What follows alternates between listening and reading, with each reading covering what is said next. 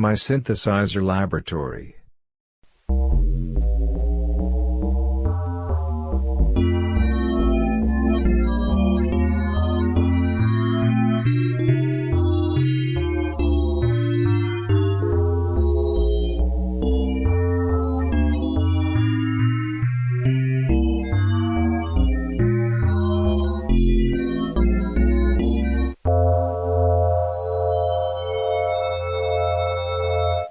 Hi guys. I'm Mr. Martin, and I have a new toy for you, my synthesizer laboratory. With this toy you can put together your own vintage synthesizers. You can experiment with addition synthesis, subtraction synthesis, and frequency modulation synthesis. In order to understand sound synthesis, we need to understand what it is that makes sounds sound differently. Let's listen to a few instruments all playing the same note. I am using my Integra 7 to play them. A recorder, a church organ, a reed organ,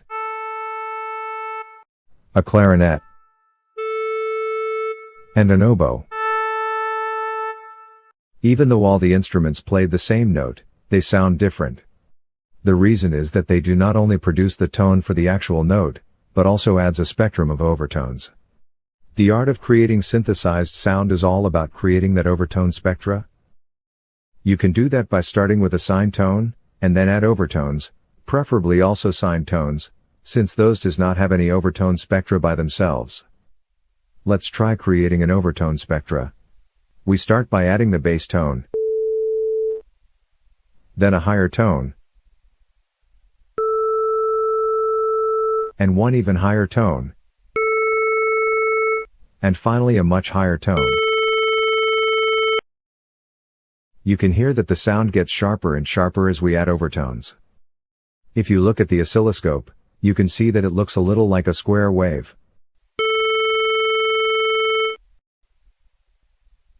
Let's do it the other way around. We start with a square wave, and then we filter out some of the overtones.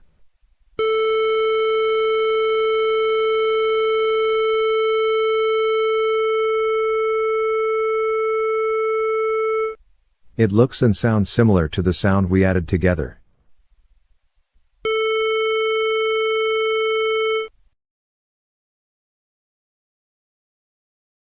The third method to synthesize sounds is the frequency modulation style. As far as I remember, it was Yamaha that first introduced this method with their DX series of synthesizers. The first one I saw was the DX7. The idea is to frequency modulate one sine tone with another sine tone of the same or a harmonizing frequency.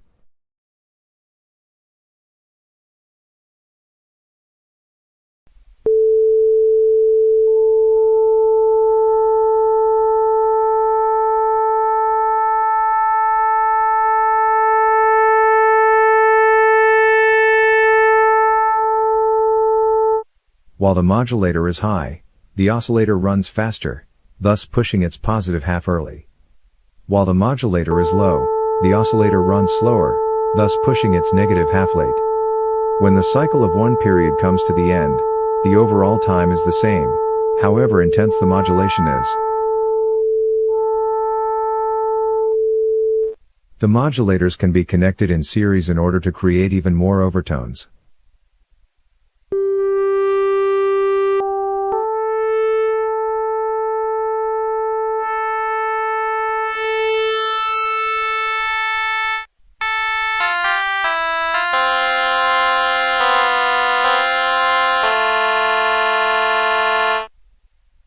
There are a lot of knobs and buttons, and now also wires.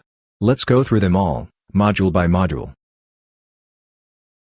The oscillator module has a wave shape selector, a keyboard or LFO selector, an ADSR or pulse selector, and a view selector with a view indicator. There is also the oscillator's number and an indicator showing whether the oscillator can be heard through your speakers, that is, the volume is turned up. It has 4 knobs. 1 for different modulations, 2 for frequency adjustment, and the volume knob. At the top there are 3 modulation input sockets. 1 for amplitude modulation, 1 for frequency modulation, and one extra for two special modulations, one being the frequency modulation style synthesis, and one for square wave phase modulation. Since the modulation knob has three different inputs to adjust for, there is a button for selecting which modulation to set. There is also a button for routing your modulation wheel to any one of the knobs. Finally, we have an output socket in the bottom right corner. It always outputs at full volume, but not to your speakers. It is only used to send the oscillator output to another oscillator. The filter module. The filter is a bandpass filter. You can set the width of the bandpass, as well as the center frequency. The keyboard follow knob makes the filter's center frequency more or less follow the key being played. Since subtraction synthesis is all about removing overtones, you might need to compensate by raising the gain. There is also a knob for mixing the filtered wave with the original, in order to reinsert the overtones to some degree. The filter can be turned off, set to a fixed filtering, set to follow the ADSR, the pitch envelope, or a signal provided to the oscillator's extra modulation input. You can also route your modulation wheel to any one of the knobs. There is a pitch envelope generator. I added it because the DX7 has one. The idea is to plot a frequency graph that will be run every time a note starts. Left-click in the diagram to add points, and right-click near any point to remove it. The red line represents the actual key frequency, while points above represents raised frequencies. Subsequently, points below the red line represents lower frequencies. The depth note changes the pitch shift from 0 to a maximum value. The time it takes for the graph to be executed is set with the speed knob. There are buttons to tell the oscillator to follow the frequency, but also to let the graph change the different modulation input sensitivity. Any of the two knobs can be set to follow the modulation wheel. The last module involved in actually synthesizing sound is the ADSR envelope generator. This module creates an amplitude envelope to shape the output volume during the time a key is played. When the key is pressed, the amplitudes raises from 0 to full during the attack time. After the attack time, the amplitude falls down to the sustain level during the decay time. When the key is released, the amplitudes falls down to 0 during the release time. As I said before, the filter center frequency can be set to follow the ADSR. The modulation wheel can be routed to any one of the four knobs. There are buttons to let the ADSR also affect the oscillator modulation input sensitivity. There is also a sustain pedal that follows any sustain pedal you have connected to your keyboard. The image of the sustain pedal is also a button. You can click it to turn it on or off. The display module informs you of the middle A frequency while you adjust the oscillator frequency. When you play some keys, it will display the frequency of one of the keys playing. There is also an oscilloscope that shows you the shape of the waveform created. The millivolts per division and the milliseconds per division can be adjusted. You can only see the output from one oscillator, the one that is currently viewed. Whenever you change something in one of the four previous modules, the corresponding oscillator automatically gets viewed. You can also click a View button to force the display module to show information about a specific oscillator. The keyboard module features a pitch bend key, a modulation wheel, as well as a 4 octaves keyboard. Depending on how far down on a key you click, the higher velocity value is sent to the synthesizer. However, the key velocity sensitivity is turned off in the settings dialog since early vintage synthesizers did not have velocity sensitive keyboards. The last module is the control panel module. It has buttons to save and load your patches. There are a few sample factory patches for you to study. There is a layout selector. We will discuss layouts later. There is a chorus selector button to let you select between 3 different chorus settings. You can customize those in the settings dialog. There are buttons for the settings and MIDI settings dialogs, as well as a button to show the manual. To the right is a reverb wheel and a corresponding on-off button. To the left you can admire my gorgeous auto portrait. In the settings dialog, you can select what happens when you press more than 6 keys. You can prevent the last note to work by selecting Stay Dead, or you can select to kill the oldest sounding key. Here are also controls for the 3 different settings for the chorus. My synthesizer laboratory listens to MIDI events from all devices detected during startup. You can elect to only listen to a specific device. Sine tone sounds a lot lower at low frequencies. Here is a selector to boost sine tones under 200 Hz with a factor. You can also route incoming MIDI control change messages to any of the knobs in the 4 synthesizer blocks. The MIDI settings dialog lets you adjust the following setting for each one of the 12 oscillators: MIDI channel, velocity sensitivity on or off, velocity sensitivity destination, volume, modulation wheel, or both. Now, let's talk about the different layouts. When you are using the 4 oscillator layout, all the 4 graphical interfaces, the oscillator, the filter, the pitch envelope and the ADSR envelope, are available on the screen. This makes it easy to set and see all parameters for oscillators 1 through 4. But if you wish to work with all 12 oscillators, there is no room for all those modules. Instead, you can have the 12 oscillator graphical interfaces available, but have only room for one set of the other 3 modules, the filter, the pitch envelope, and the ADSR envelope. Then you will have to use the view buttons to select for which one oscillator you are adjusting those settings. There are also a 6 oscillator layout where 6 pairs of oscillator and filter are available, but where you must use the view functionality to adjust the envelope modules. Another layout has 8 oscillators where there are 4 filter graphical interfaces that are shared by each 2 oscillators. You can switch layout whenever you like. All oscillators will work, even if they are not visible in the current layout.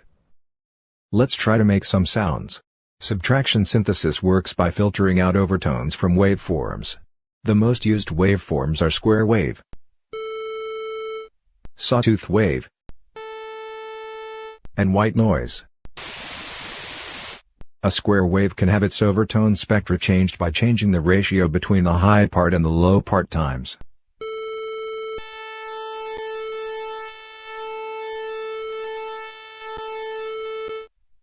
We can let an LFO modulate the phase.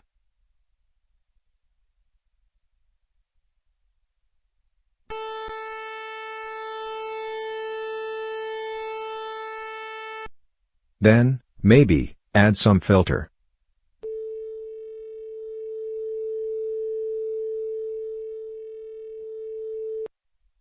The filter can be controlled by the ADSR.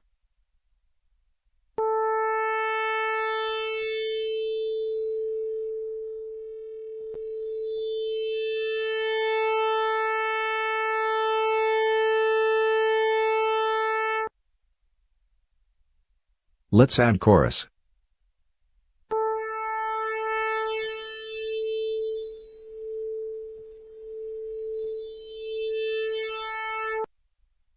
Some reverb maybe?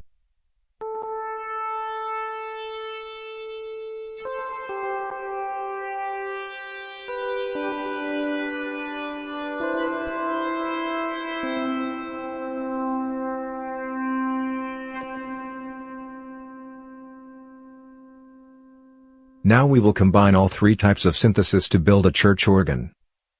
Starting with a square wave. Filter it. This is subtraction synthesis.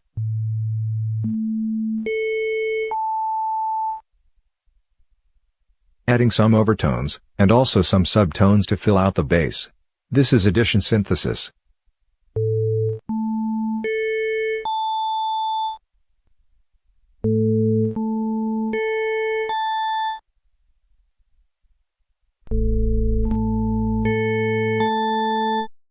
Let us turn all that off, and then create some frequency modulated part, some reed pipes.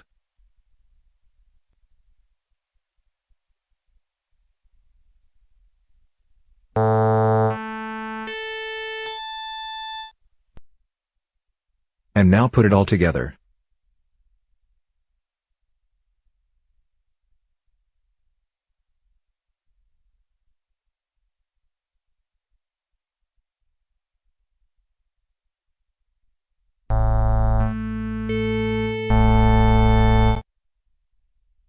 And add chorus and reverb.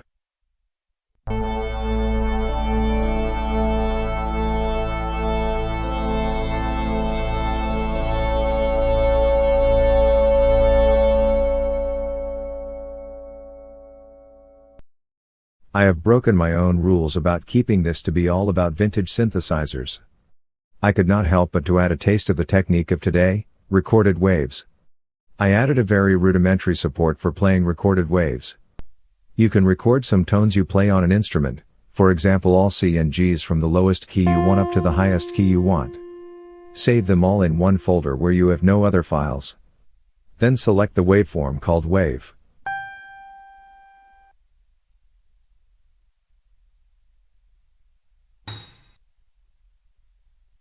First time you try to play a key, a dialog asks you to tell where the files are.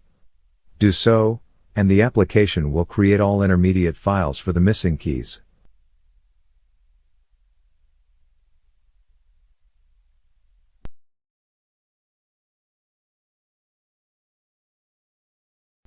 By the way, you will need some other application to record the tones.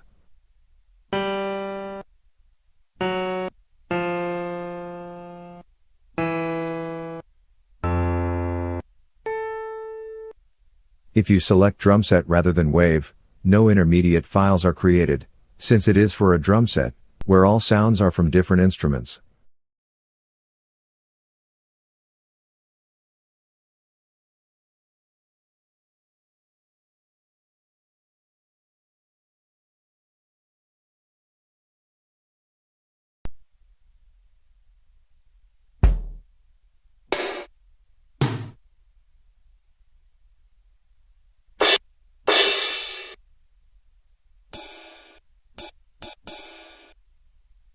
This is all it does. You can only have one oscillator playing wave, and one playing drum set, and these settings will not be stored in your patches since that would involve saving all files as well. But you can of course combine it with all vintage synthesis methods.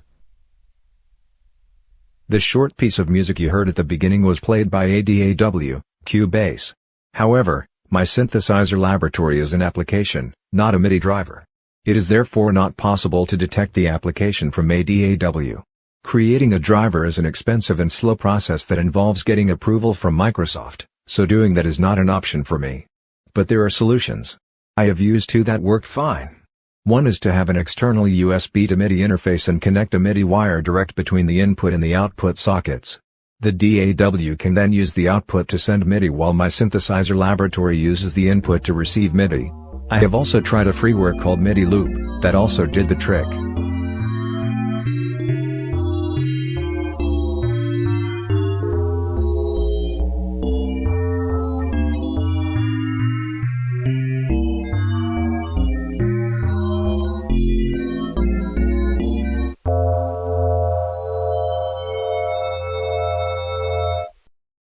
That's all, folks. Get my synthesizer laboratory from the Microsoft Store.